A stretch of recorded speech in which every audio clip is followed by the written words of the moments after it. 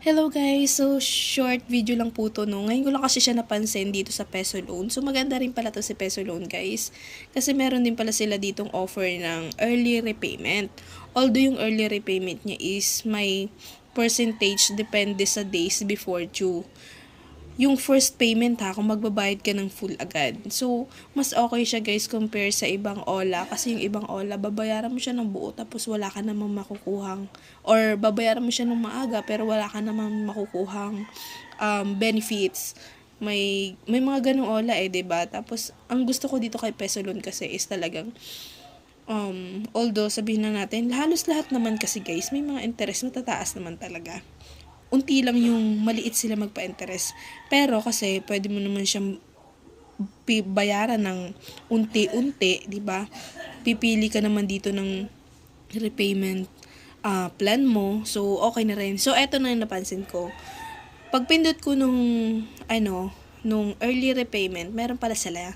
Kapag 6 days and above, babayaran mo ng buo. Yung before due yung first due date, 'di ba? Bawa, piliin mo is 4th term, yung first due doon, tapos babayaran mo na ng buo yung lahat ng loan mo. Meron silang off, which is 16% off. Yan. Tapos kapag 5 days before due naman, 14.5%. Pag 4 days naman, 13%. Pag 3 days naman before due, 12%. Tapos 2 days before due, 11%. 1 day before due, 10.5%.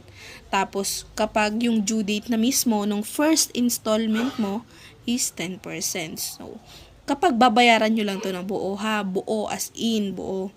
So, okay siya, not bad, 'di ba? So, maganda rin pala tong nito ni Peso Loan. So, pag mga ganito, although sabihin natin hindi naman siya sobrang taas kasi compare sa ibang OLA. So, alagaan natin, 'di ba? Maganda naman mga offer nila. At saka nasa inyo naman yan, guys. Kailangan nyo talagang basahin mabuti yung mga terms bago kayo loan. Kung kaya nyo naman, go. Pero kung hindi, wag nyo na siyang i-go. So, ayun lang.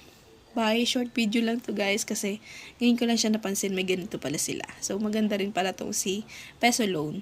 So ayun lang, bye.